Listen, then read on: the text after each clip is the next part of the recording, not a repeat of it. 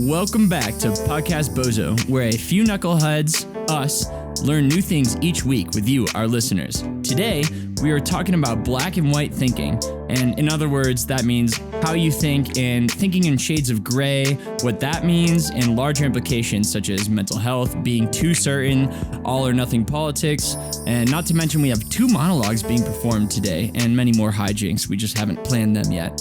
Today, on Season 3, Episode 7, I'm here with Eli, our resident artist, Cheek, our certified beer server, and I'm JJ, but you can call me Obadiah's Flexit.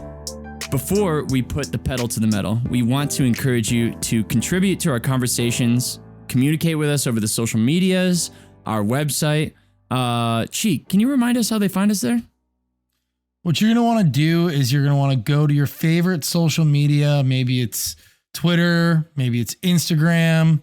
I believe we have a Reddit page. You're going to type in with your little toesy woesies or your fingy wingies, and you're going to type in at Podcast Bozo. That's PODCASTBOZO at Podcast Bozo. Once again, that's PODCASTBOZO. Give us a listen, give us a follow, give us a 5-star rating. We really appreciate it. We love you. That's it, baby. Starts with a P, ends with an O. Easy as that. Speaking of our website, go there, donate. We'll read whatever you write in the donation message, or we'll write you a little backstory. We'll perform a performance. Yeah, we could perform something. You tell us. We're going to do that today, actually. Not sure what any of that means. Donate to find out. Plus, that money all goes back into production, distribution of the podcast. So we greatly appreciate it. You're helping us build our community and sound sexier with voice lowering pills. That's what it's all going into. Cheek, how's it working for you so far? I think I took too many today. I think I took too many. Oh no. Cheek, you been watching Sesame Street? I'm the Cookie Monster. Oh, yo. Been practicing that one, Cheek? Cheek, I really want to film this intro for our YouTube channel with you where you just do voices and welcome back to Podcast Bozo. What is that voice? That's his Bozo the Clown voice. That's the circus clown. That's when you just start see me riding around on a unicycle, trying to juggle bowling pins or something like that. Your nose. You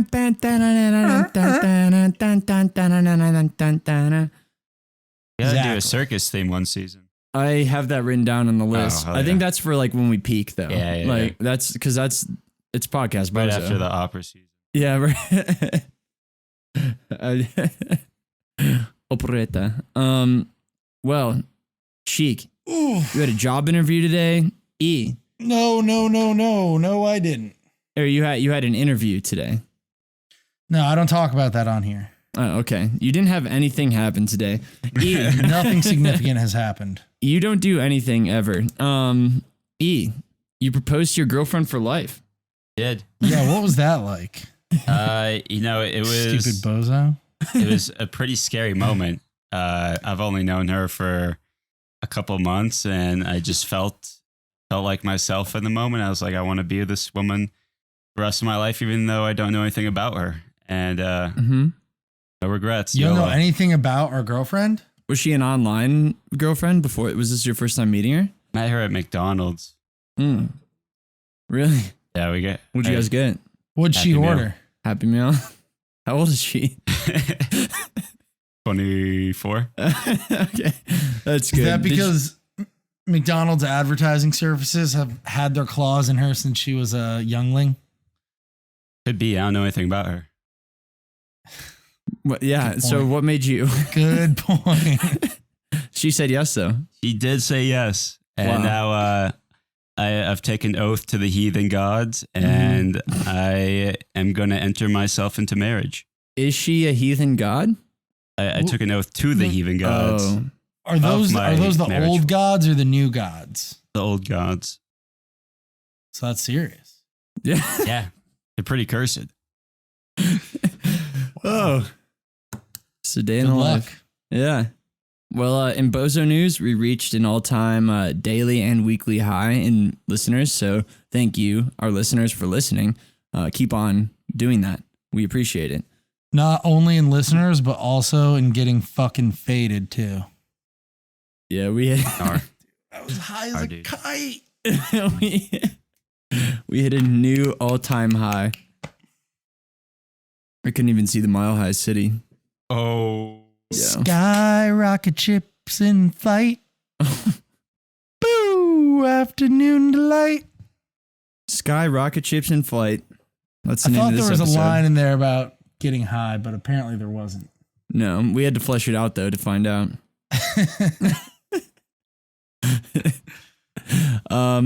Well, yeah.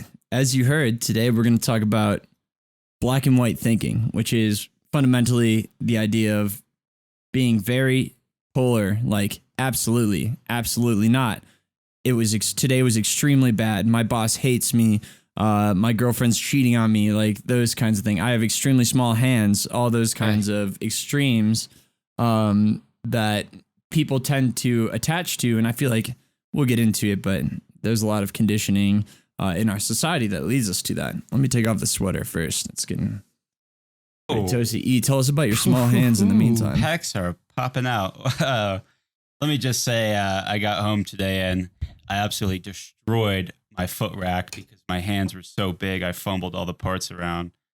What does that mean? You punched your foot rack? What's a foot rack? Or what am I saying? Shoe rack. Janky little IKEA thing Yeah. where you put your shoes. Tried fixing it because it was a little off kilter and my hand like bobbled the whole thing.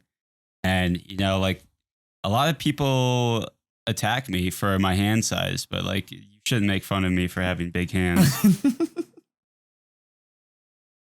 You should do a full Serious episode with inconvenience. giant foam hand. Like, I don't know. Have you ever seen those? Like the big, like Hulk Hogan wrestling hands? They're just big The foam big hands. like green Hulk hands. No. Hulk Hogan. The wrestler hands? Yeah. Why would he have big hands? Guess you wouldn't know anything about that. I don't think I those used are to a have the thing, green Hulk JJ. ones. Yeah. All right. Look in social media today. We got to move on from me being wrong. So, we'll. Don't worry, there'll be more options There'll be. or more times. Oh my God, I just Googled Hulk Hogan hands. Is it a thing? There's a disgusting blister on a hand or something. It's nasty. Oh. Let's see if Jamie can bring that one up. Hulk Hogan seriously burns hand in radiator accident. Oh my God. Oh my gosh. If you're Hulk Hogan's hands make me want to. Cheek, can you give us some describe this over for our fans just listening in audio? I just exited out of them, actually. It looks like a big root of ginger that you'd find at the store. It kind It of looks like just that. blisters. Like each finger is a weltering blister. That was from a radiator accident. What was he wrestling the radiator? Was he slamming it on someone? What's the And difference there's between- a photo of him shaking old Donnie's hand. What's the difference between Hulk Hogan and Dog the Bounty He's Hunter? got some monkey knuckles. Dog the Bounty Hunter hunts criminals What's and the was never a professional wrestler, I don't think. Oh, there's a big difference. Dog the Bounty Hunter is more Mickey Rourke, where Hulk Hogan is more like Magneto. I see that. I don't think It's the either of those boom, things boom, are boom, boom, accurate. boom, but this. All right. Well, back to this topic that we haven't started yet. Ooh. So do you, I want to ask you guys first, do you guys have a concept of what, when I say black and white thinking or absolutism, Cheek, what comes to your mind? How was your day today? It was the worst day ever. Mm-hmm. But it probably wasn't really the worst day ever. I don't know. We speak in extremes, Yeah. Yeah. right? How do you this how is do you the feel best about that? meal I've ever had. Was Yeah. it? Do you like that? How do you feel when someone comes to you and is like, dude, I'm going to die because blah, blah, blah? I think certain things it doesn't bother me. Certain things it does bother me. Yeah. Like, I don't know, if I asked you about your meal and you just start describing it as like, oh, it was like, pretty good, a little bit above average. Like I give it a 6.3. I much prefer the energetic, like, it was a bad meal. Like that makes it more fun, but like, yeah, I'd say our listeners agree. It conveys more emotion. Yeah. Like, I'm literally dying right now. Yeah. Versus I'm pissed. I think there's probably the balance, if I had to say. Like, you want to take that screen share down, or is that supposed to be up there? Oh, it's not. Are people just seeing what I'm putting up there? Wow. Watch YouTube. Meatspin.com up there? What's up with that? If you want to look at all my nude photos of Cheek, watch this on YouTube. Jim's Poet Society. Grandma. Jim's Poet Society is a collection of things my father has said that cracked me up, including their context. But yeah, E, what's your impression on that? Did we kind of hit the nail on the head? Do you have any extrapolation? Yeah, I didn't really know what to think at first, and then Cheek brought his comment up, and I was like, oh yeah. Yeah. Do you have any hard opinions on it?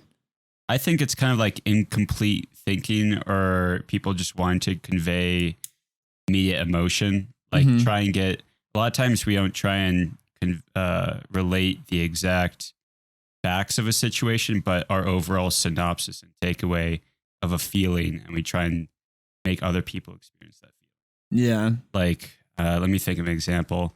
If I watched the Super Bowl and we got blown out, I could say like, worst game I've ever seen, because I was really pissed that the Bills lost. And then someone else would be like, really, did they get that blown out? Or you just might have like a distorted sense of what happened. It's very emotional. Yeah. And it's you're trying to catch someone's attention and swayed their opinion a little bit.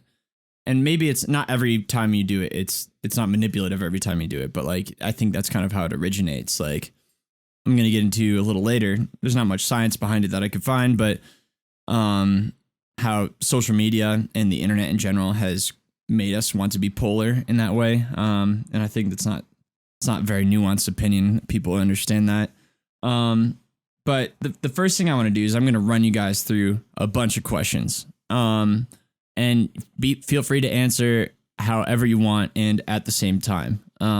So dog or cat? Dog. Netflix or YouTube? Netflix. Ooh. Phone call or text? Phone call. Depends. Toast or eggs? Eggs in a basket, Toast. dude. That's a tough one. Butter my right toast. On the or. Eggs in a basket. Eggs in the basket, Dad? You want eggs in a basket? That's a secret recipe my grandpa came up with, where he cooks an egg and a piece of toast. He copyrighted that. That one time, one of our friends sent us a picture of tacos, saying he made a really nice meal today. No, he sent it to his parents, being like, "Look what I cooked! What an awesome! Like, I'm such a chef." Basically, trying to convey that. And look at me doing black and white thinking myself. Yeah. But he just cooked like a grocery store ground meat, put it in a taco, and then sprinkled cheese on it. Yeah. So simple. He basically made a sandwich. Facebook or Twitter? Twitter. Cardio or weights? Cardio. Ice cream cone or snow cone? Ice cream cone. It's a pretty easy one. I don't like that one. Mobile games or console games? Wait, that would be a good judge of character. People who like snow cones more than ice cream. Those are fringe You're people. You're fucking psycho. I'd like to beat 10 of those guys. The only way snow cones are better is the only snow cones would ever even come close to competing is if you just slather juices like on it It would be more of like a juice smoothie at that point. Like when you say juices, I'm into like turkey basting juices, like rotisserie chicken juices.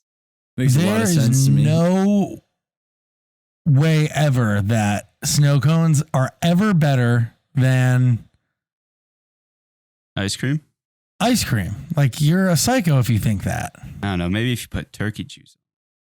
Gee, did you just get close to your mic? It got so much louder right there. Are you just emphatic about this point? Whoa. So would you rather have new clothes or a new phone? Clothes. Yeah, me too. I feel like that's an age differentiation. Rich friend or loyal friend?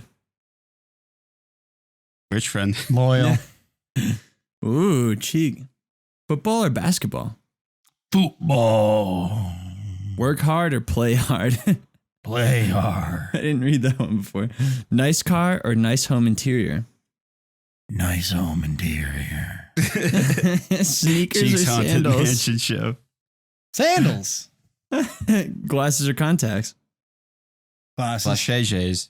Glasses, yeah. I'd rather put something on top of my eyes than in my eyes. Right? Imagine you stabbing needles in your eyes.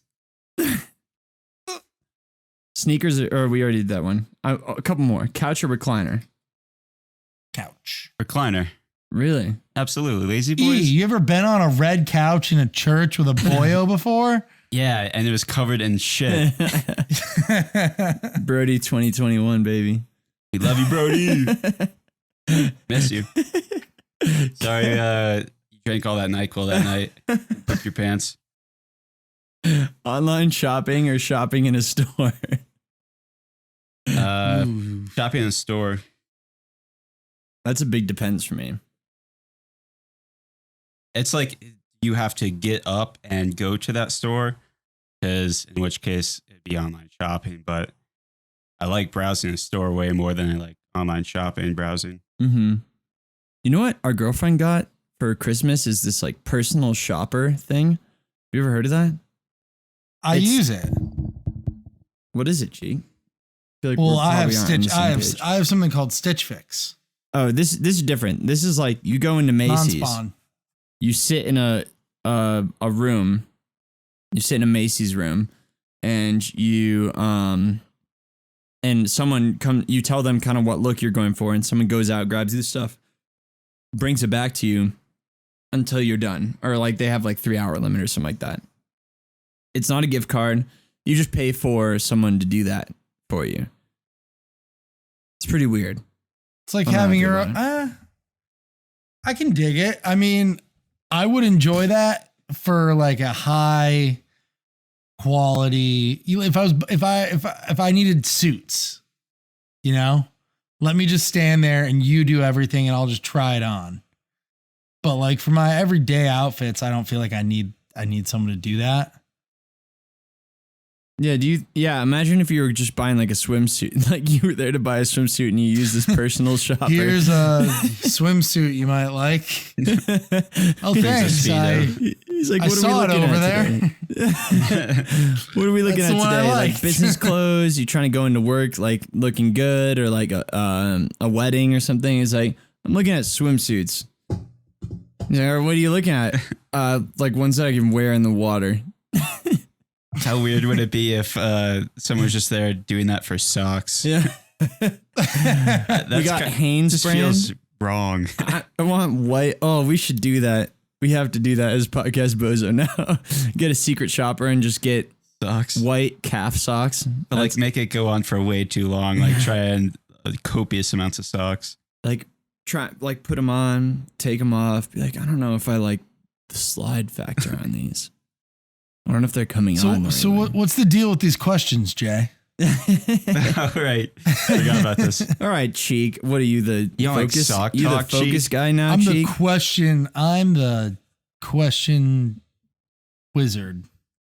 Well, the point of this is that people on an everyday basis are forced with decisions that don't leave an open-ended like context to them. So This or that questions. yeah, it's this or that questions, all or nothings, everything, up or down. You know, that the where you're looking there's no option. I'm not saying like, what is your favorite type of music? I'm saying pop or indie. I'm not saying what's your favorite dessert. I'm saying cake or pie. And this is kind of like what commercialism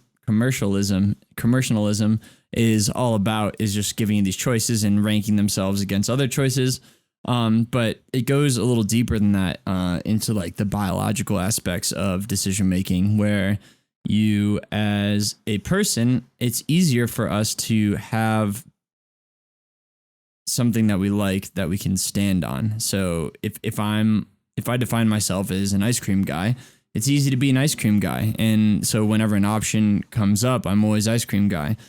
And furthermore on that point, it can get into bigger subjects, like when it relates to principles and morals, and kind of how you found yourself. People start thinking like, oh, I'm an all lives matter person, or I care about all lives, or I think robbing is bad. I think anyone who robs a store is bad. Committing crimes is bad. And inherently law is very black and white in that respect too. And I guess I wanted to skim over some more broad questions first with you guys. Again, after kind of giving you that glimpse of where I want to go with this, I fundamentally believe that principles and black and white thinking are very harmful to just you as a person and your understanding of the world, because it might be easier to just say something is always this way, but there's no contextual nuance to that decision. So when you're looking at individual decisions that might have different contexts, like when deciding if someone is bad or not because they robbed, if you say robbers are bad, people who rob banks or rob stores are bad, then I think you're leaving out some context. For example, if someone robbed that store because he couldn't feed his family, there's definitely some context there that needs examining. And maybe the results of that, where the guy or girl that robs the store and goes to jail for the set amount of time, maybe that person who did it for the family isn't as bad as the one that did it for just to hurt the business owner or for the thrill or something like that. So I think there's context in society in that regard. But before we get to that, do you guys believe that anything is 100% true? Yeah. Like what? That is 100% true. Yeah. What is 100% true? I think that there is, this might be pipeline, but I think there is a genuine moral good and a bad, like a evil and good. And then also, I guess, that I think like new science says this is a table, this is true, this is physical. We can all see this. Yeah, I think math and science can be true for the sake of conversation. But Cheek, what do you think on this? Before I get to many narratives. Some things can be true, some things cannot be true. But is anything 100% true?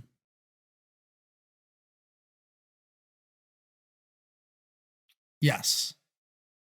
What category of things are? I like your thought there with math. Like, this is one pen. You cannot argue to me that this is not one pen. It is true. This is one pen. Yeah. I mean, and I would agree, for the sake of conversation, I agree with you.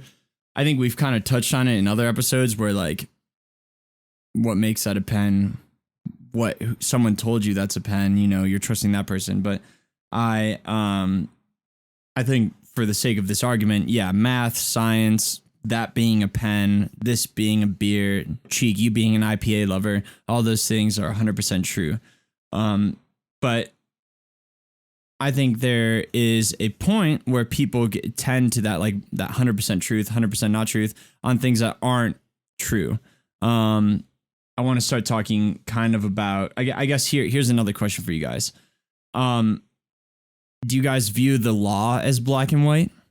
Is the law, I'm not asking if the law is 100% right all the time, but does the law to you feel like it's a black and white system?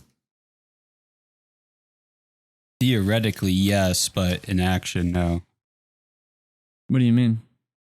Like, there's tons of white collar crime, but blue collar crime gets cracked down on more. Like people, they don't trace down like where the majority of drugs are. You know, like they cherry pick communities and stuff like that. And theoretically, it is black and white. Like if you are speeding, I will give you a ticket. But if like some attractive mamas get pulled over and they sweet talk the guy, you know, daddies, they give a ticket. Or daddies.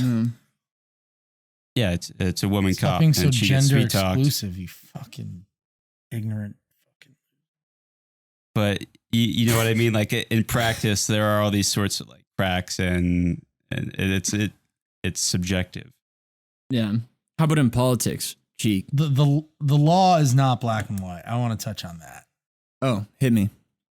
The way that our law system is set up is to be laws are written and then interpreted by the judicial system. If they were black and white, the judicial system would be completely consistent with rulings, which they never are. Therefore, the law is not black and white.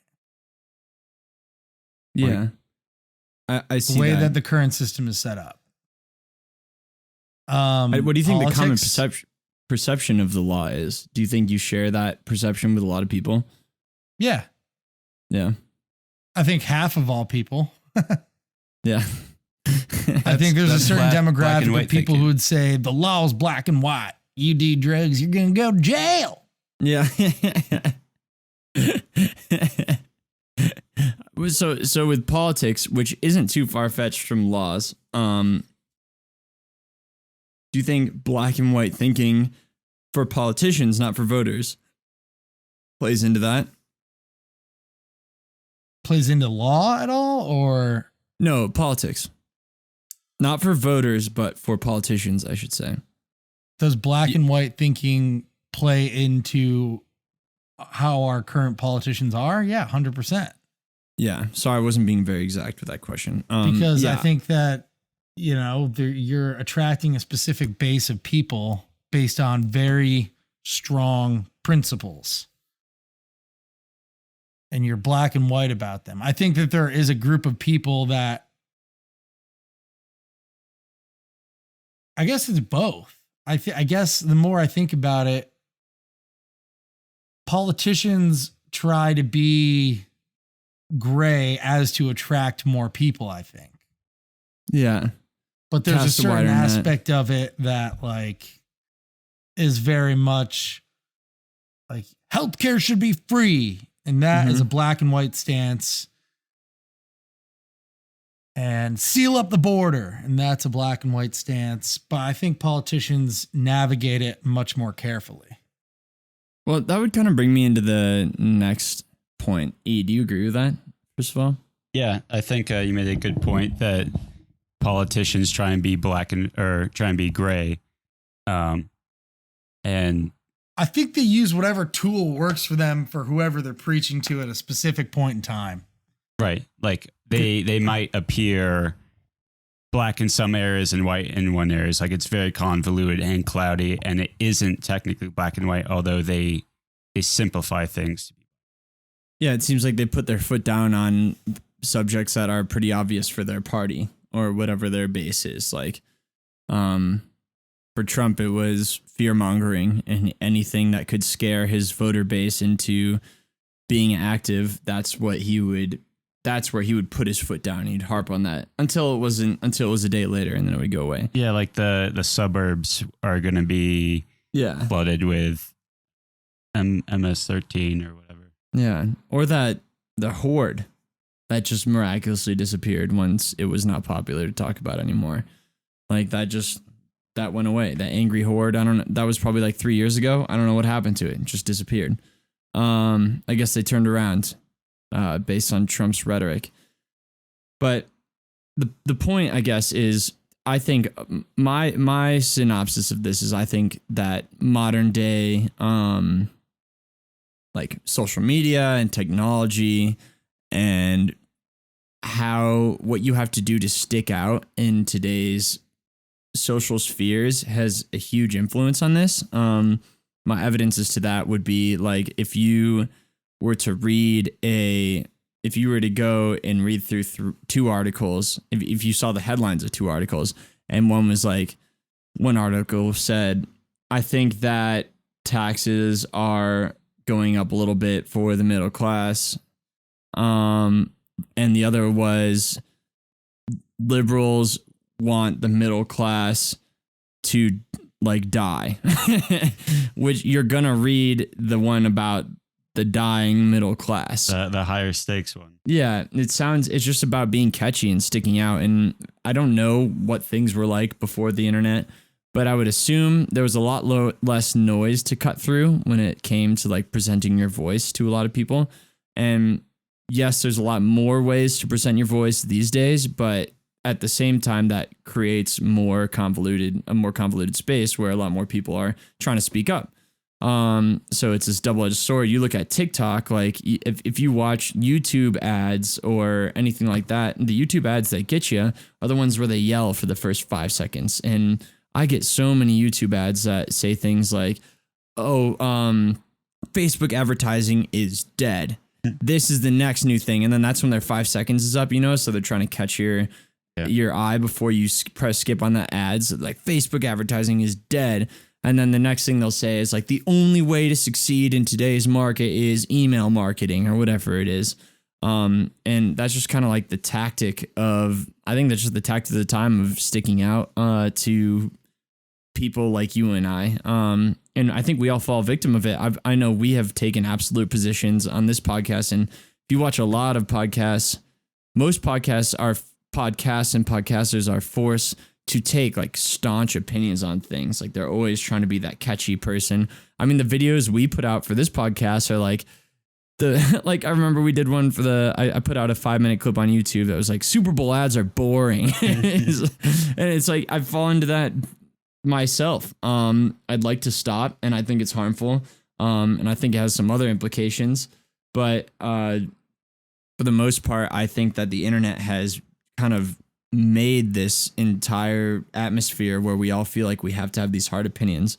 And I don't want to be a negative Nancy or sound like some old baby boomer saying everyone has a hard opinion these days, and say it's bad, because I think it's funny to have hard opinions on certain things. There are certain hills people will die on, for example, that you just, it's just hard to say that it's not funny. It depends how serious someone is. And sometimes people are very serious about this stuff. And that's where I kind of roll my eyes and they lose their credibility to me. But there are certain things Cheek. Who's the best band in the world?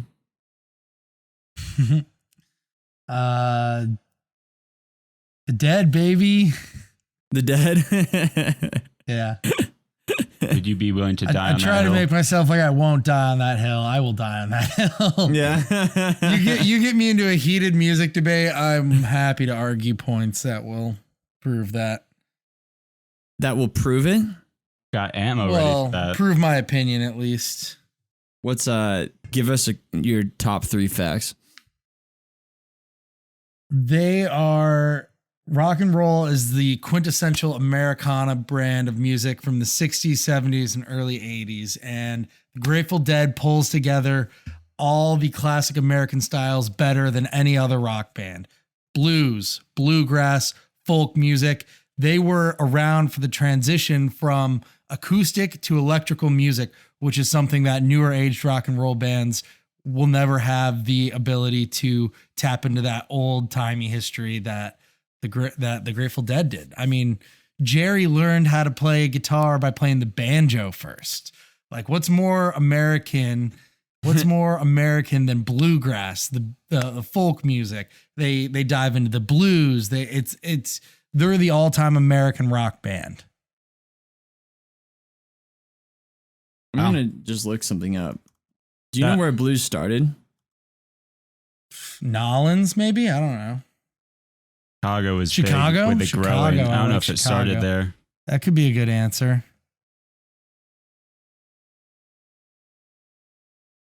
Yeah. What's your final answer?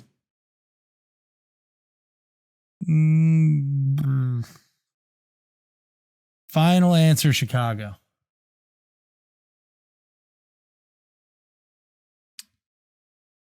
I don't know.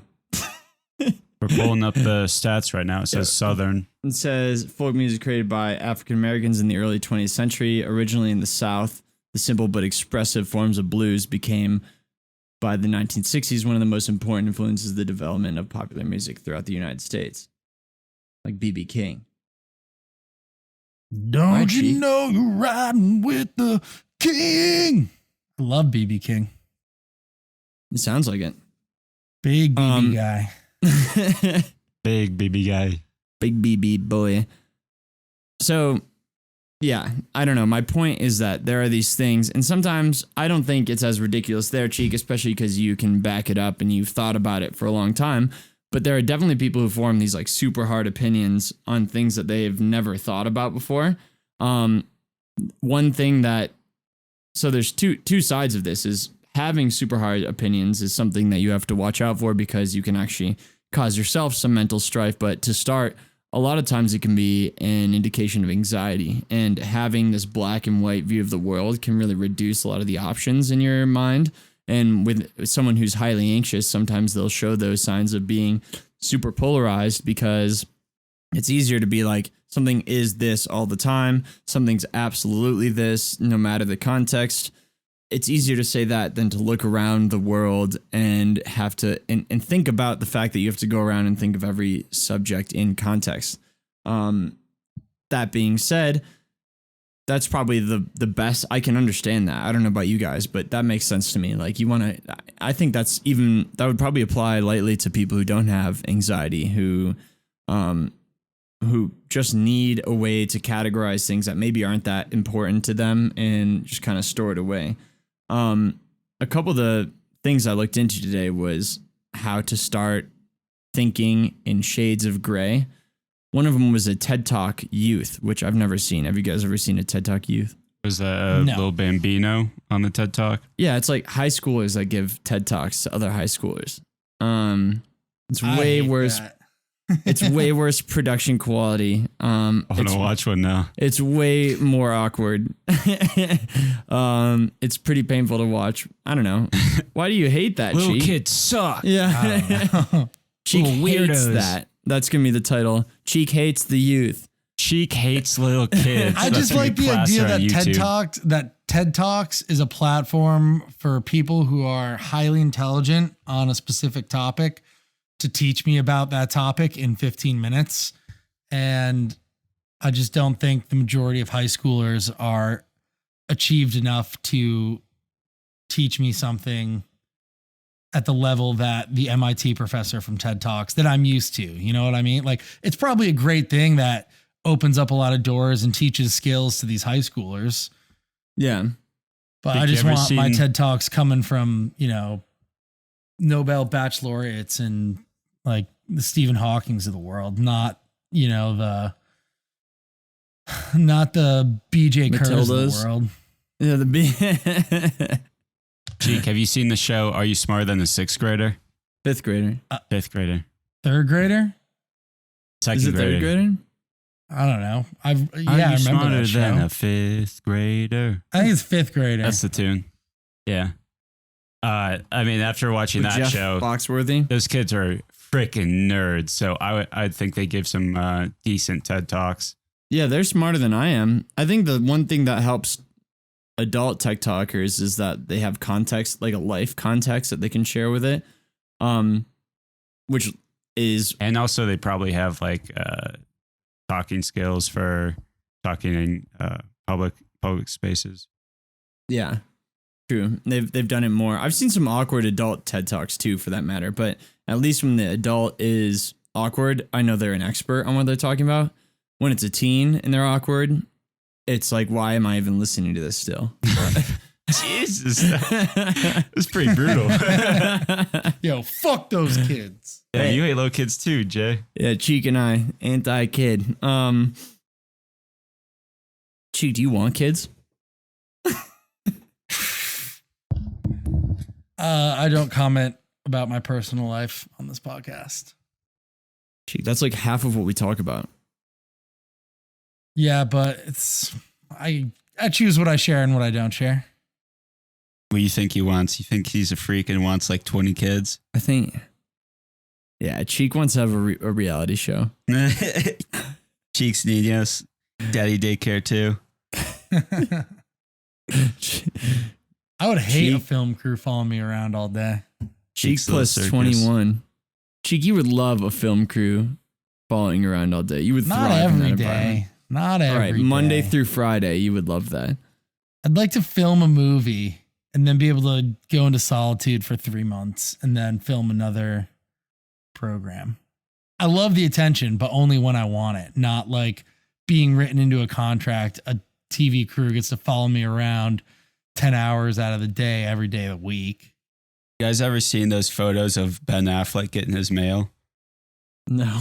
There's like paparazzi who just like stalk and harass Dude. Ben Affleck every morning when he's getting like Dunkin' Donuts and pick up his mail. And he is so pissed. Like, just look up a photo of it. He is fuming, like veins popping in some of the photos. It looks Ben awful. Affleck getting his mail. What a mundane part of entertainment. I originally saw on Twitter and it just cracked me up that it was a thing. Dude, I didn't realize until yesterday when I was looking into this that Yeah, look at all those photos. It's absurd. Ben didn't Affleck getting his donkeys. yeah, I didn't realize that let's see, I'm gonna He's old. Guess how old he is? 54. Not that old. I remember seeing school science lesson videos of him in Voyage of the Mimi. these are ridiculous. Give me my fucking donkeys. But yeah, I realized the other day that you know how you always see those like on the internet pictures of celebrities flicking off the cameras. Yeah. I always thought that was oh my god.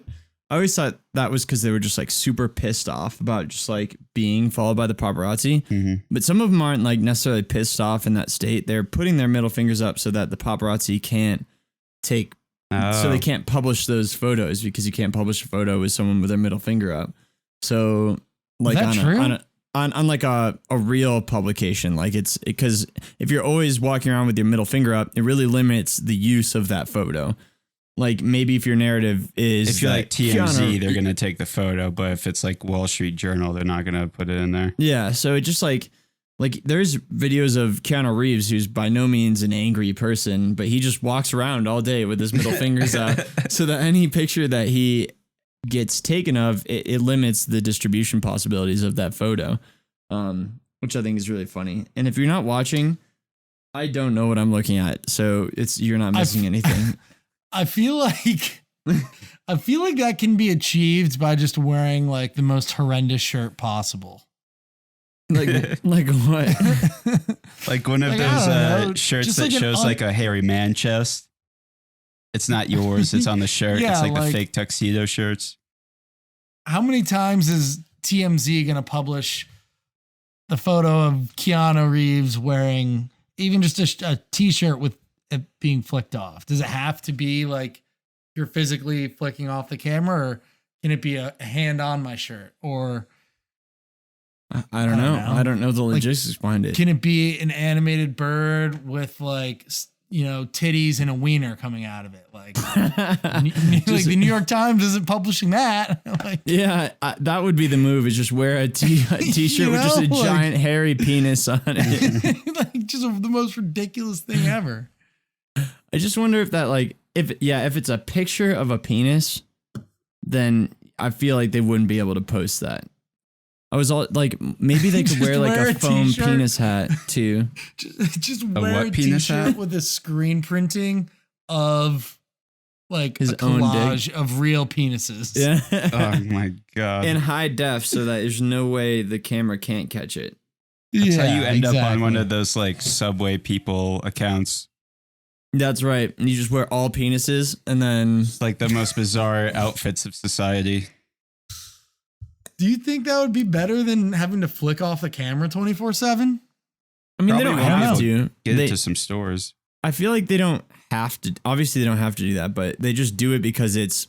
I mean, for me, that'd be fun. Be like some guys out there disturbing your morning routine, and you're just like you just ruin while he's there. Like, it's the only way you can really get someone back in that situation, other than the whole penis thing. Aren't there photos of like celebrities naked on their balconies and stuff, flipping up off cameras? Probably. I would do that. I was wondering, because can you get naked on your own property if I don't know. Maybe. Can you get arrested for that? I'm not sure, but that might be there's some sort of rule. Fuck. I was watching a show or a movie recently where it was one of those like based on a true story movies. And there was a scene where like a famous person was on vacation. A paparazzi was trying to take a photo and she was like, don't leave the house. They can't take it if you're like still inside the house, or like I forget what the stipulation was. It was the movie Bombshell. Oh, what is that movie? It's about a Fox News producer, someone don't know his name, getting sued because, oh, surprise, surprise, he was sexually harassing all of the like pretty women anchors that he hired. Was that the Weinstein one? Or O'Reilly? I mean, it wasn't Harvey Weinstein. It was a producer that got like Fox News. Actually, let's just do this. Let's type in movie Bombshell. Well, while you do that, the real life sexual harassment allegations brought against Roger, I don't know how to pronounce his last name, Ailes. Isles. Yeah. Yeah. Well, the world does not need more shitty men, that's for sure. Got enough of those. Right, Cheek? Shitty men. Do you have principles that you value yourself with? Could you frame that differently? Principles I value myself with. Yeah, like how do you have principles? Are you a principled man? Find principles. A principle is like a moral ground that you utilize as like your cornerstone. Like it's something that you can define yourself by. Like a lot of people are like, I'm honest, or I always do the right thing, or I don't know. Sometimes they're vague. A lot of times they somehow seep into religion. Yeah. Absolutely. I definitely have some pretty deep running principles that I keep myself to. One is that I always want the best for others. I think that if you can have the best for everyone, it's better for you. That we're all the same community, one big community. I want that to be healthy because I'm a part of it. Is there ever a time that you think being good to everyone else first, it hinders you? Like other times where I make sacrifices for other people? Yeah. Yeah. Can I think of examples? You don't need to think of an example. I'm just wondering. Yeah, he has to be friends with you. Yeah. It's for the good of everybody that he's friends with me. I mean, I guess I just, a lot of people see people who need help and they're like, oof, that's a lot of work. I'm not going to deal with that. Like, that's not my baggage or anything. But I always find myself having the energy, being happy to give my energy to other people. Fair enough. I mean, that's a good principle. And it doesn't really fit well with what I was about to say, but Cheek, are you a principled man? You man of the land, sun up, sun down type of guy? Hauling wheat, wrangling cattle. I don't know. Do you think I'm a principled man? Cheek, my assessment would be that you have principles that you abandon. Yeah. I think that's probably pretty accurate. And I'm the same way. I don't know. I try to stay with principles, but like it's hard not to, because if you're fundamentally non-principled, then I feel like that's one of your principles, is that you don't want principles. But I think that a lot of the times principles and values, especially with people in regards to like human rights, can get in the way of like contextual thinking. And it's just easier to be like, oh, never am I for murderers. Never am I, always will I want to kill murderers. Always will I think you have to save the life of a baby, or that kind of thing. Like in politics, I think that principles can kind of jam you up and remove context. Like think of all the states that have abortion laws that basically say even if you get like raped and get pregnant from that you still can't get a pregnancy. And I think like principles like that are very manipulative. And that's one of the things I notice, is that in government and politics and religion, all the same, you see these consistencies where absolute all or nothing language is used to manipulate the people who are believing in it. Like when I was looking this up, I can't tell you how many of the articles I read that I read halfway. I was like, oh, this is interesting. This is an article for thinking in black and white and having an absolute moralism and understanding that there is one way of being. And every single time it was a for article, it was a religious article. Or it was a Republican article saying that like you have a moral duty or blah blah blah. All these like super I'm better than you type readings that are saying like I am better than you because I do this all the time. I think this way often. And you can be this way too if you do these exact things always. That's a lot of rhetoric that you see on. I don't know. Maybe we should challenge ourselves here first of all. And there's probably rhetoric like that on the left side. I didn't run into any of that. I tried to find some, but there is probably stuff on the left side that's like, I don't know. Can you guys think of anything?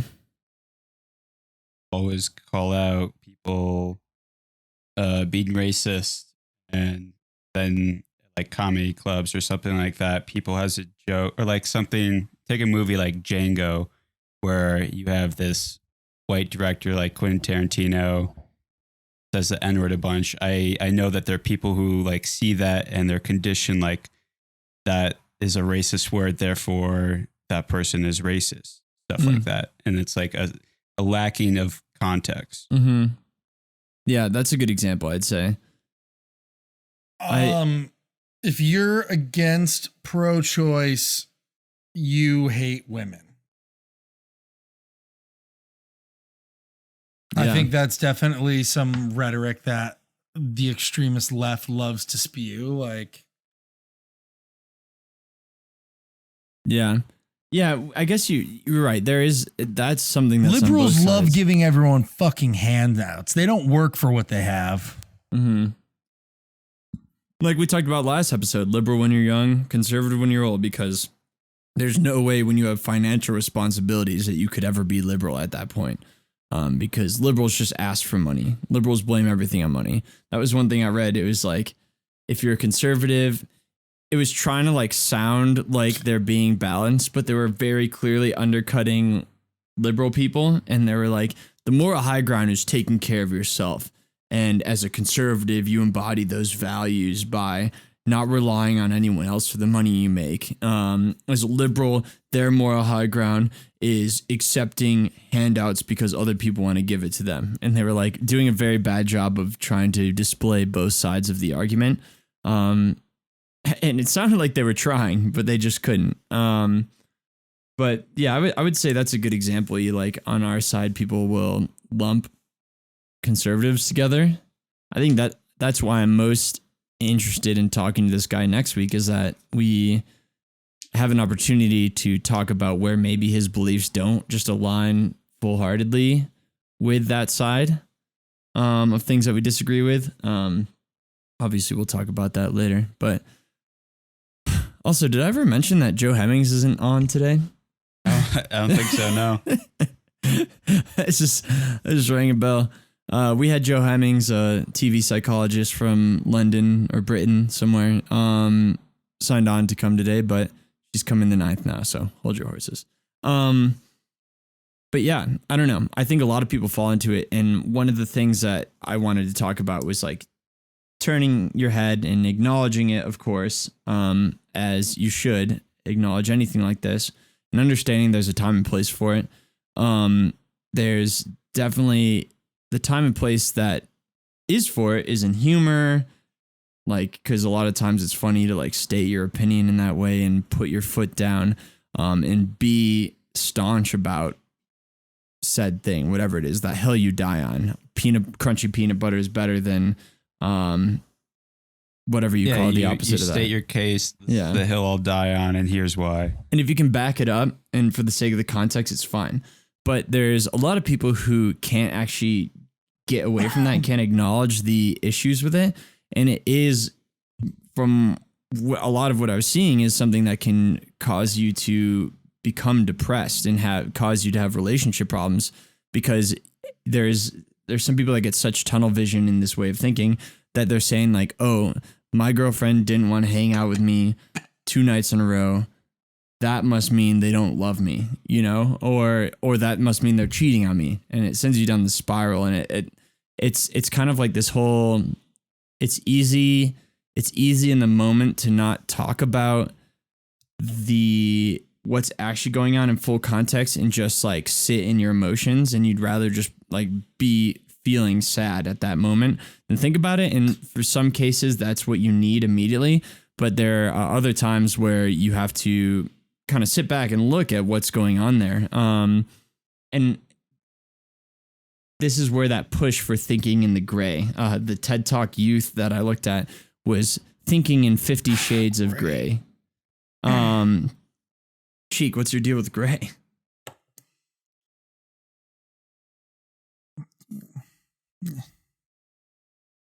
E, can you think of a time that you've collapsed your principles? Collapse them? Yeah, went against them. I don't think I ever go against them. I just think that there are times where I fall out of them and I forget. I have to constantly remind myself of my principles, because sometimes I'll find myself doing something against them, or I'll catch myself like doing something like, hey, why did I do that? Like I need to get back on track. Mm-hmm. Yeah, like there's one thing that I read that was like, you shouldn't strap yourself to one thing and judge yourself based on your success in that. And I'm sure most people realize that, but there are so many people who dive into their work to such an extent that they kind of lose that peripheral sight of what else is important to them and what other value they bring to this world. So their performance in that job, or I don't know, whatever they're doing in that case, is very, very much tied to their self-esteem and things like that. So there's kind of that tying your, what's that saying, Cheek? You're a sailor, like tying your ship in a storm. Never tie 2 ships together in a storm, or something like that. I don't know. You know what I'm talking about? It's something like that. That seems like good advice. You should definitely Don't tie never two ships together. in a storm. Very good idea. Don't tie 2 ships together in a storm, because then you just link their destiny, basically. But it's the same thing with a job. You shouldn't, or a job, or a hobby, or I don't know, anything you do, your relationship, you should never become that as an identity. Yeah. Do you guys know any principles that, have you ever observed some of the principles that at foundation seem like they're useful, or there was a purpose for them, but have gone in their way at some point? Like it got obsolete? Like it worked for a time and now it sucks? Yeah, or just even in a specific situation, like have you seen where it kind of can fall apart? I think free speech is a good example. Like free speech is a very black and white thing where people argue you should be able to say anything that spouts out of your mouth, but we're kind of realizing that we live in a complex society, and if someone is spewing language that basically evolves into hatred and like genocide, then hey, we've seen this in history. We don't want to go down this road again. We have to combat this somehow. So I guess that's why we're seeing a lot of the like social media is cracking down on misinformation. Yeah. I think that's a great point. I didn't even think of that, but that's right in front of us. Like you see the Trumps, the Trumps of the world getting flagged for saying this information that he's saying is in question, or even getting banned as he did.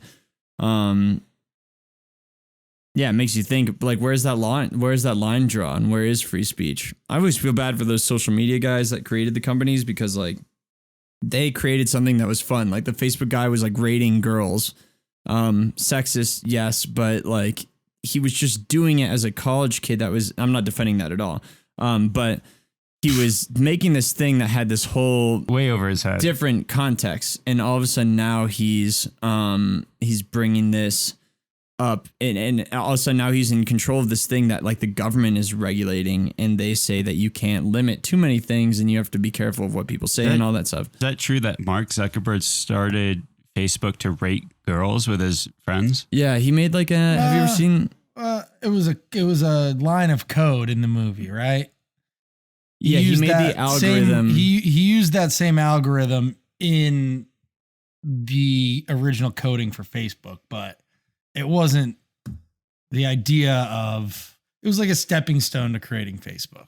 Yeah. Maybe it was someone else made that, and he was like, "This is genius."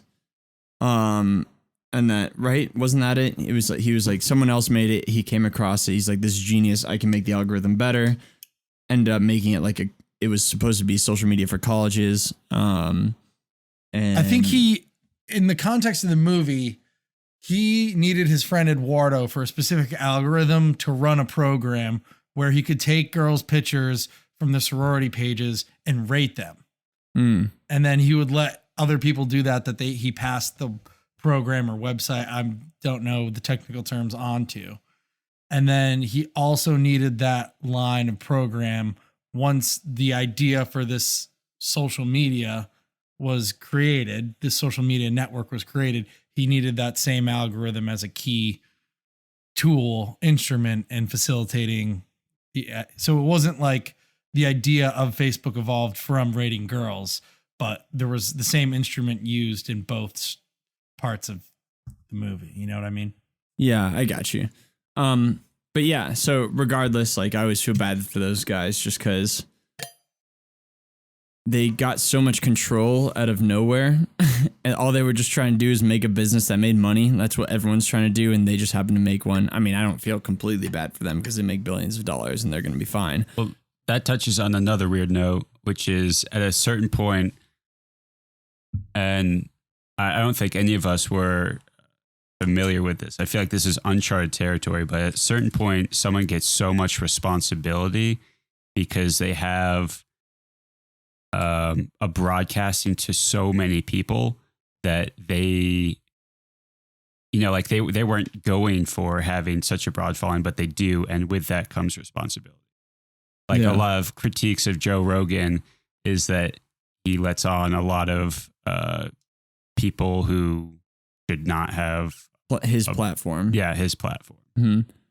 Yeah, that's interesting too. So that's another conflicting of principles. But who's to say that he shouldn't do that? It's his platform. He's created this instrument by which he wants to have a conversation with somebody. Why are you the judge of who he should or should not have on his program? Because a lot of people are very convincing and they use tricky talking tactics to convince someone who's not equipped to dismantle their arguments.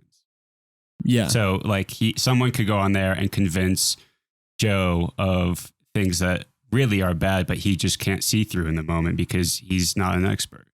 And so by convincing him, they also convince a lot of his following who is, just takes what they hear for granted. Yeah.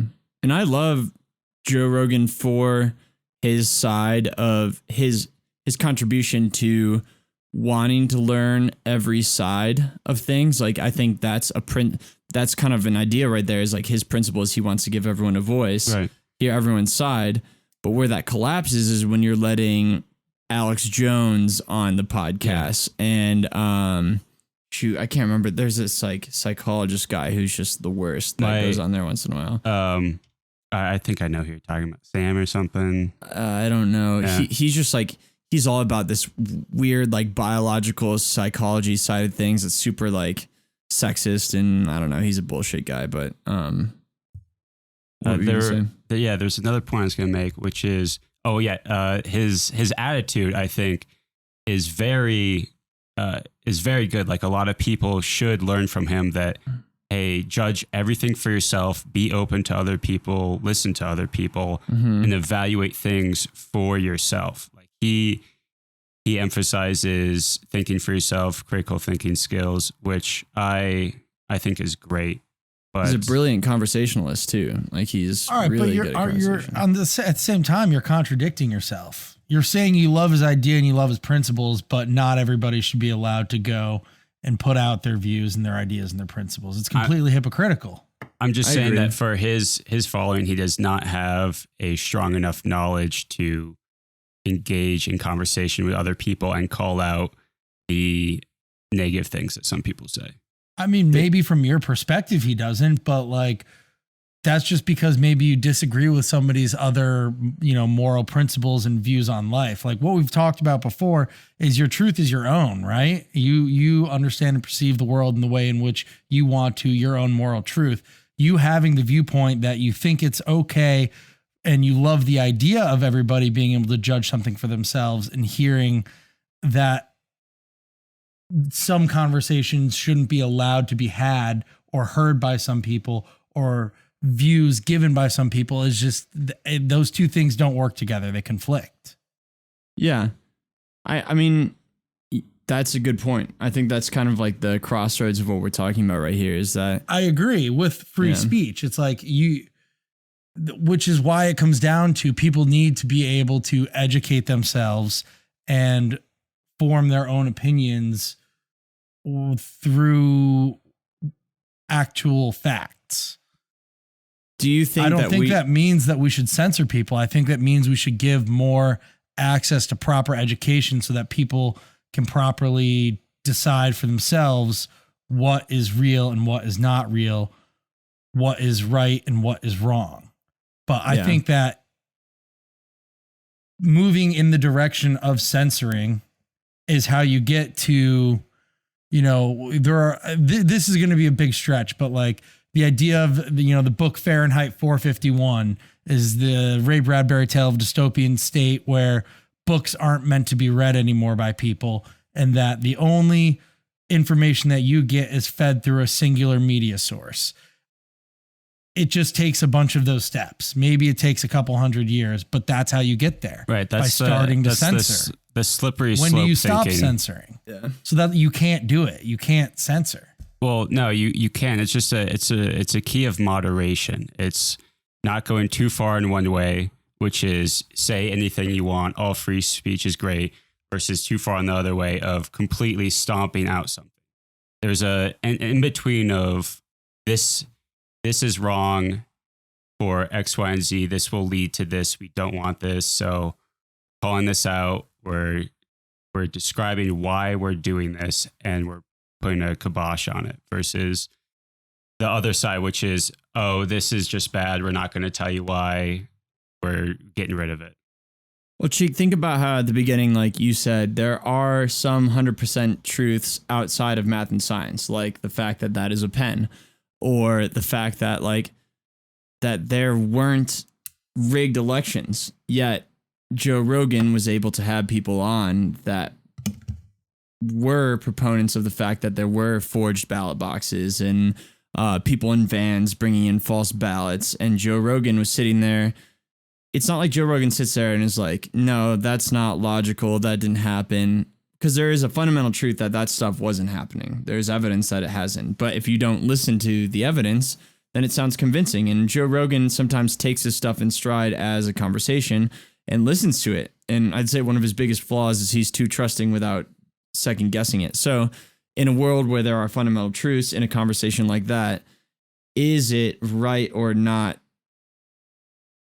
to let that information go out unfettered to a listener base who trusts him undoubtedly. When we know it's not a truth.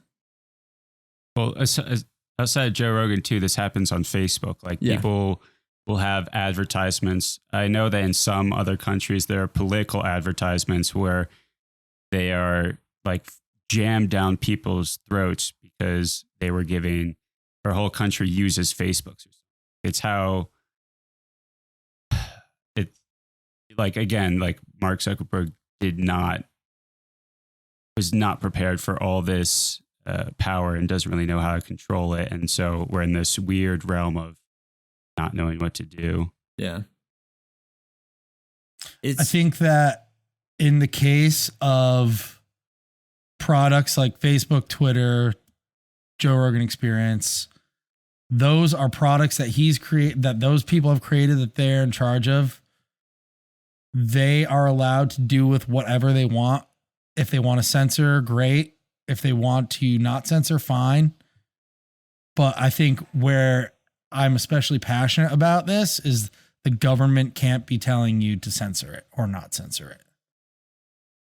Because that's the step where you take where freedom of speech is being threatened. Yeah. And you're putting your faith in the side of humanity, which I would probably tend to do too. Because if things are right or are not right, it's up to us as a society. Like, this is an extreme example.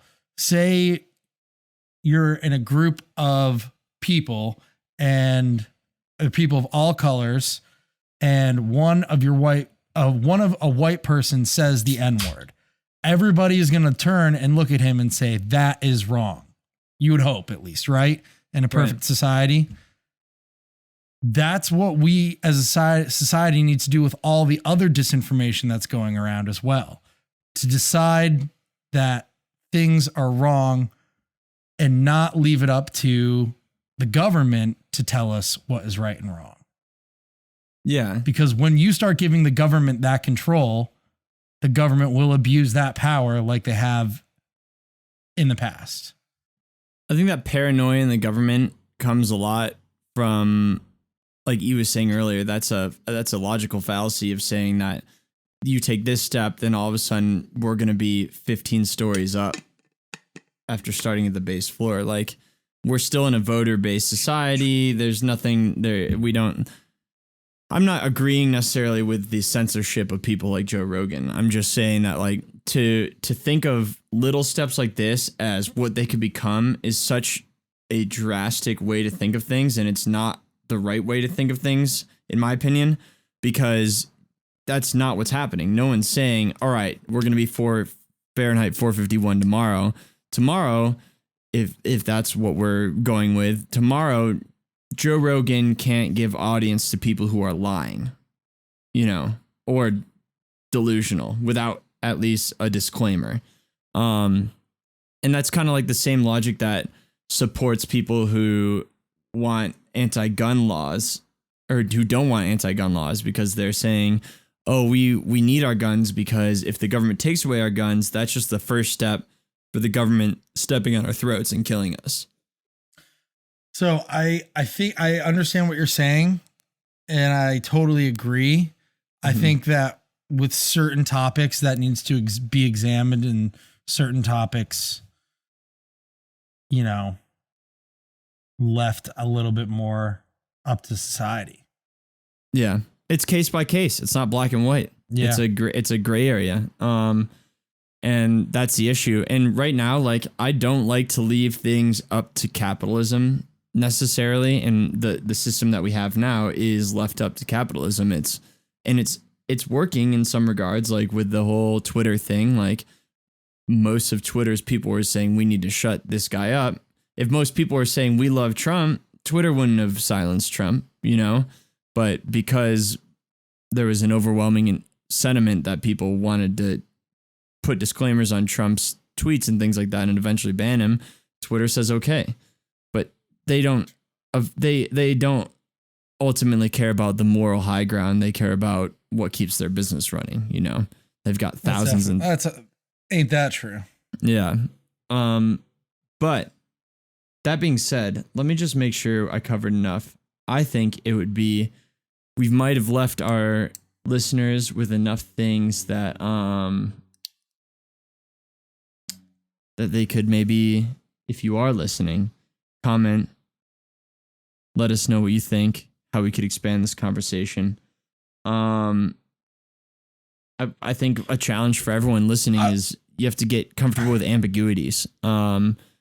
Just being absolute about things, just saying this will lead to that. Absolutely, we're gonna saying that gun control is going to lead to takeover by the government, I think is not necessarily a rational way of thinking about that, and thinking about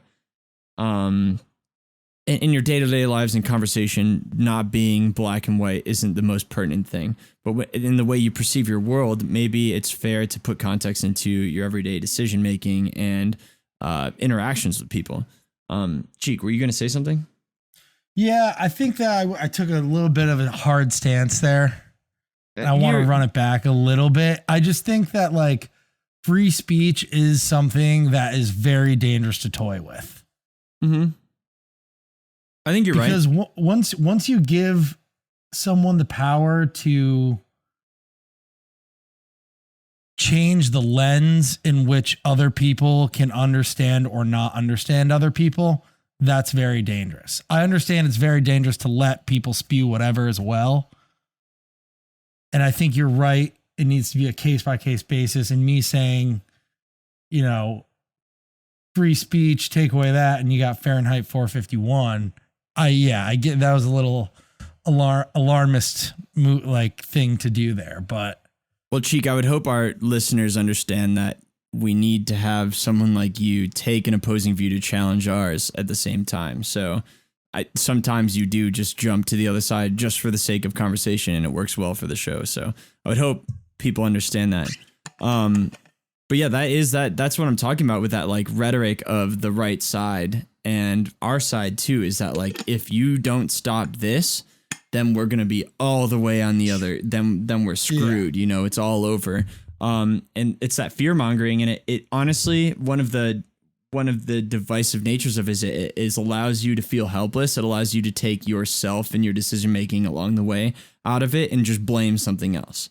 Like if you're just my boss hates me, it allows you to be oh well, I don't. It has nothing to do with me being bad at my job or maybe underperforming this week or anything like that. If you're oh, the Republicans or the liberals want to take away our guns, it allows you to not look at the individual arguments being made and the policies that they want to kind of roll back, that kind of thing. But can we take a tinky break before we get into?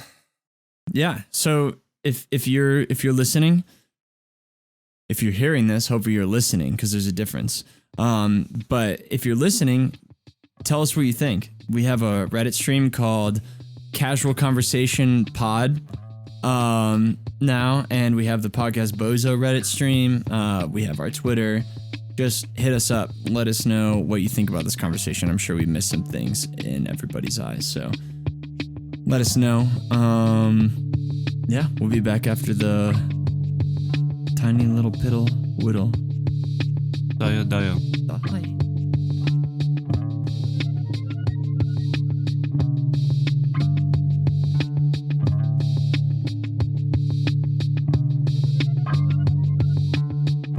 Welcome back. We're here. We just talked about some serious stuff. We really ramped up there at the end. And I hope we didn't leave you high and dry, so to speak. But we did want to move on. We want to keep it short. That's the goal. If you have any input, let us know. We can expand on it in another episode. But now,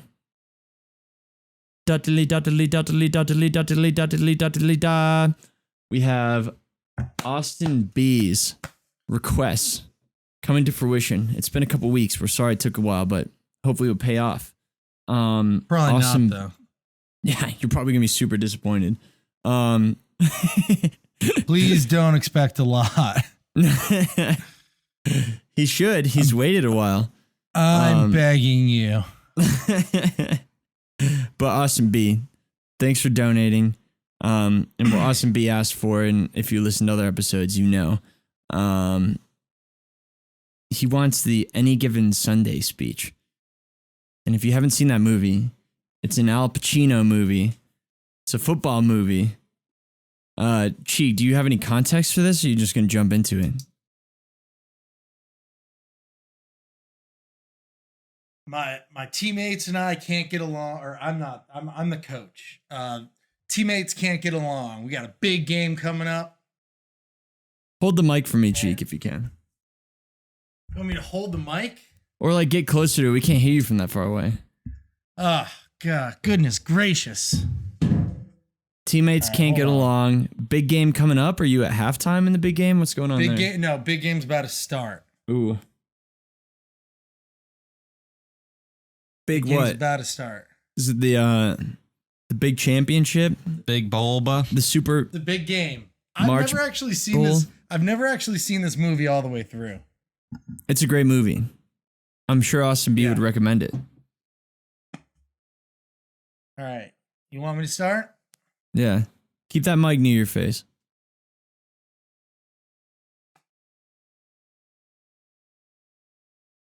I don't really know what to say.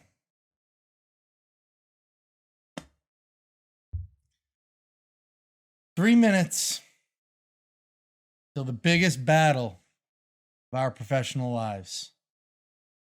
It all comes down to today.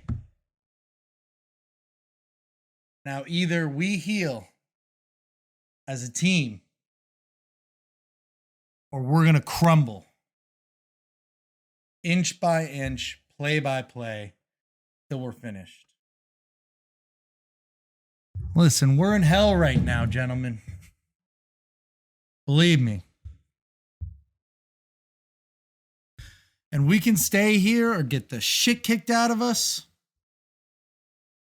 or we can fight our way back into the light. We can climb out of hell 1 inch at a time. Listen, I can't do it for you. I'm too old. I look around, I see all these young faces, and I think, I've made every wrong choice a 26-year-old man can make. I said it. I pissed away all my money. Probably not that hard to believe. I chased off anyone who's ever loved me. Lately, I can't stand the face I see in the mirror. You know, you get old in life, things get taken from you, and that's part of life. But you only learn that when you start losing stuff. So you find out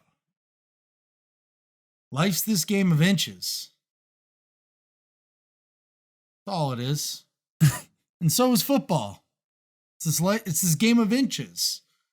The margin for error is so small. 1/2 step too late, maybe too early, you don't make it. A half second too slow or too fast, you don't catch it. The inches you need, that we need, are everywhere around us. They're in every break of the game, every minute, every second. On this team, we fight for that inch. On this team, we tear ourselves and everybody around us to pieces for that inch. Hey. We claw with our fingernails for that inch because we know when we add up all those inches, that's going to make the fucking difference between winning and losing. Between winning and dying. In any fight, it's the guy who's willing to die that's going to win that inch. And I know I'm not going to have any life anymore because I'm still willing to fight and to die for that inch. Because that's what living is.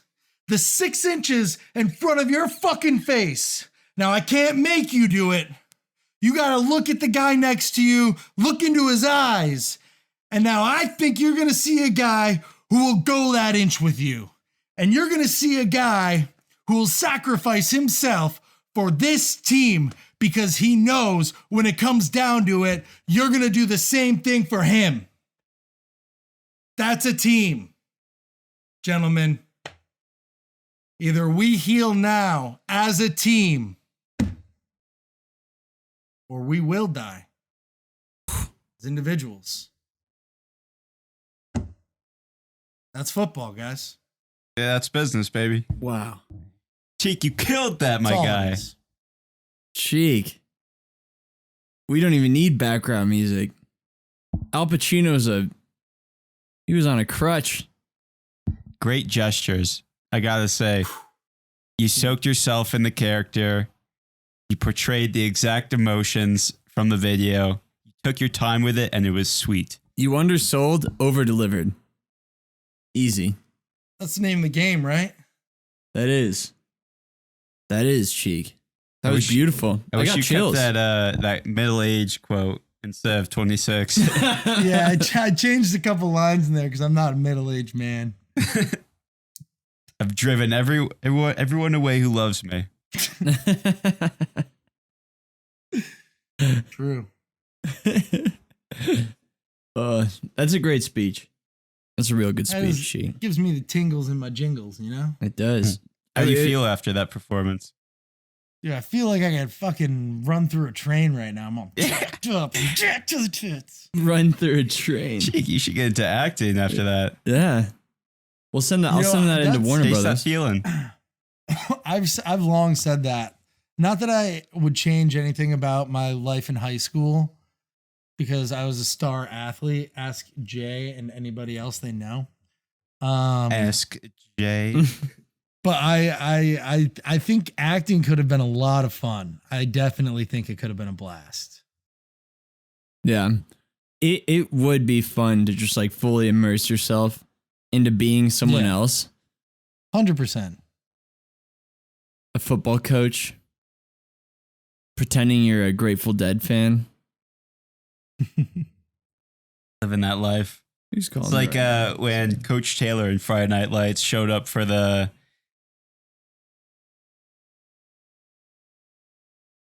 We're still good. Sorry, someone called me. when he showed up for the interview. He's just like hung over on his bike. For the audition, and then he just got the role for Coach Taylor.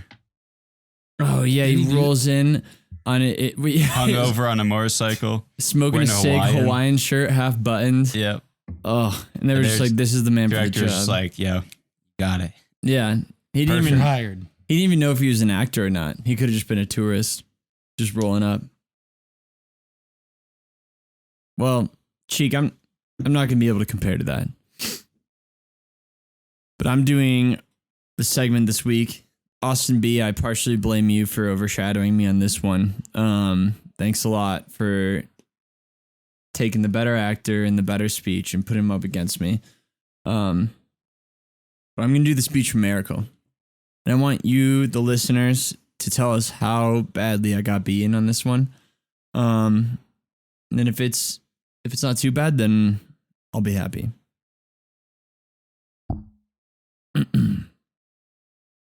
What is this? Semifinals, right, Cheek? Of the Get some gestures in here. it's the semifinals of some Olympics in the 90s, and the USA is up against the Soviets.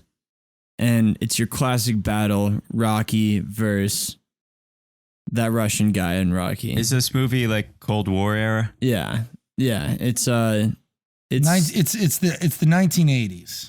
1980s Olympics, and Lake it's the Placid, New USA's. York. Cross the old pond over there. That's right. It was Lake Placid, and their task is to beat the best team in the Olympics. And this is when hockey in the Olympics was just like teat for tat, and it was the biggest country against the Well, biggest country.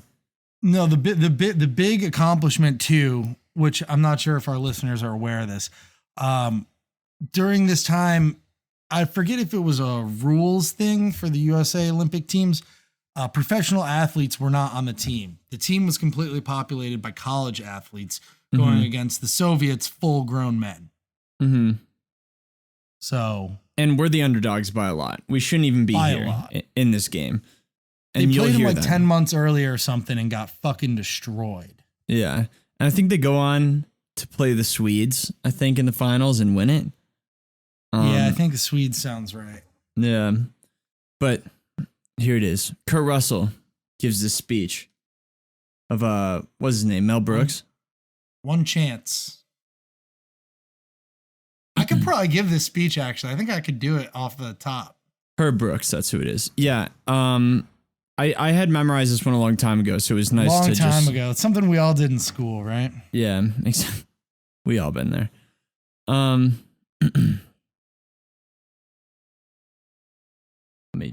want to see Cheek when I do this one. I'm going to pull this down a little bit. I need to speak to Cheek. Excuse me, everyone, while I set the stage, but this is theater, baby. I'm a theater baby.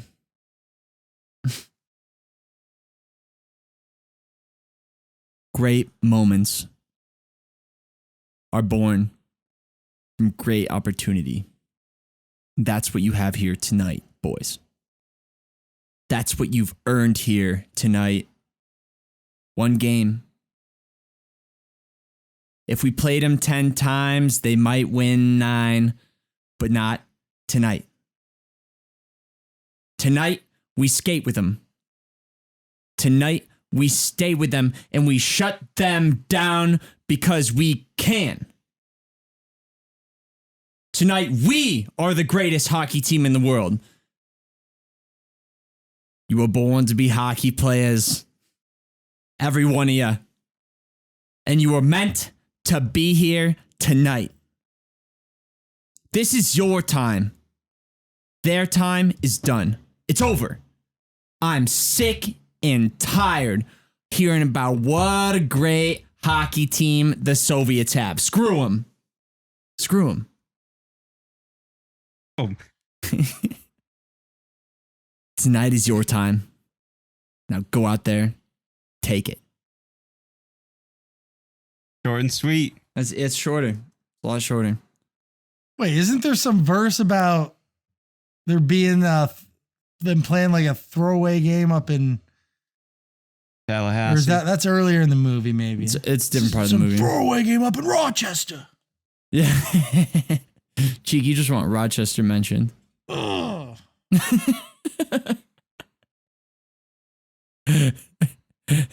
God, let's just do speeches. I'm down. The speech cast. We're gonna have to get into like foreign films, learn new languages. Trying to Busan speech. I think there are plenty of speeches in English. Yeah, but you'd really get into some shitty speeches. I'd rather do a foreign language. Be more compelling. Just learn a new language. That'll be way better. Yeah. I'll do an Italian speech next time. Ooh. You could do a speech from The Italian Job. The Italian Job? Yeah, the Mark Wahlberg movie. You love Mark Wahlberg. Jason Statham, Mos Def, Charlize Theron. Great movie. Love that movie. Is that where they blow up the safe from the floor and catch in the boat in Venice? Yeah, it's a great movie. That's one of Marky Mark's best. Became cool because of that movie. Yeah, Mr. Goodell got one. Yeah. Loser. That's why Mr. Goodell got a Mini Cooper. Oh, boy. Well, what a productive use of your time. Thanks for listening to us today. Mwah. You guys have any other things to add? E? Cheek, how's hell? Not as hot as you'd expect. Really? Hotter than Texas, probably. Dude. Oh, yeah. Texas. Wow. Sucks, Texas. But honestly, I'm really sorry to everything that's happening to people in Texas. No, that's an inside joke mixed with a poor situation Texas is in right now. Yeah, it's I bad do feel context. sorry for Texas. And I Texas. fucking hate Ted Cruz. Went on vacation. Cancun. Did he? He's in Cancun during this? Yeah, like yesterday, someone was flying to Cancun and looked up at first class. Ted Cruz is sitting down, setting his family in. It's like, meanwhile, Texas is freezing. That's something that's something you love to criticize somebody opposite of you or that you don't like for. But like, if you were in the situation where you and your family were suffering through cold and power outages, but you had the means to go somewhere warm, wouldn't you? No. I mean, well, okay. I would send my family, yes. But Ted Cruz is a senator of Texas. Like, he was elected to do that job by a lot of people. He gets paid a lot of money to be that senator. He has a responsibility beyond normal employees to do that. Like, yeah, everyone on that plane was leaving Texas to go to Cancun, right? I mean, some of them were layovers, but everyone on that plane was in Texas leaving to go to Cancun. Ted Cruz should not have been one of them. Beto O'Rourke, who lost to him in that Senate race, whenever that last one was, that day called like 1,000, he and his staff called 150,000 people, asking if they're okay, seeing if they could arrange rides for them to go to heating stations and get them food and things like that. Beto O'Rourke doesn't have a position of power. Ted Cruz does. And like, you're Ted Cruz, you're not even flying a private jet, you're getting on that jet, you know people are going to see you. He just doesn't give a shit. Like, he didn't even try to conceal it. It's one thing to like try to conceal it and be like, all right, well, maybe people won't notice. Knowing that it's bad. He's just so out of touch, he doesn't realize. He just jumped on the plane, first class. He's pretty identifiable guy. People are aware. Owl man. Yeah, owl man. I don't know. I think it's unacceptable. I think it's ridiculous. I also think it's dumb that Democrats are like, he's got to resign. Like, that's so stupid. People are saying that because he's on the fight. People say that every single time anyone does anything. All the Democratic senators are like, petition to Ted Cruz resign. Like, that's not going to happen. He's not going to resign. If anything, he doesn't want this job. He's just still doing it because everyone wants him to resign. He's just a stubborn idiot. He's just a jerk. He's pretty shameless. You, baby. Yeah, that is shameless to just jump on a plane. He can afford a public plane. He just wanted or a private plane. He just wanted everyone to see it. Well, showboating first class. I doubt that he was showboating. It's not he was showboating that he was leaving. He just wanted to take a first class seat. He just didn't give a shit. And it's not like he was like finding the first place to go when he left. They went to their like classic vacation resort that the Cruz family goes to like every half a year. So it's not like they're like, we need to get out and go somewhere warm. It was like, oh, we got a timeshare booked. Let's go. We got to still go. We can't let our timeshare go unused. I think there's a lot of reasons to hate Ted Cruz. I'm not going to die on the hill of I hate Ted Cruz because he left Texas when it was fucking awful in Texas. I think it was another straw on the camel's back. Yeah. It's just another indication that he doesn't give a shit. Like, it's one of those inches. Yeah, it's looking one of those to your inches. side and not seeing your boy with you on the field, but seeing him on the plane. He was not. Dude, he wasn't willing to claw. I'll tell you. What a great one. Damn, that's what happened to the nominated Chiefs. for like an Emmy or a Tony or something. Like, it's gonna happen. You'll know by tomorrow, Cheek. If they haven't reached out to you yet, honestly, I'd be surprised. All right, thanks everyone for listening. Have a nice week. Texas, stay warm, stay safe. C'est la vie. Prayers are there for you. Oh yeah. Kisses.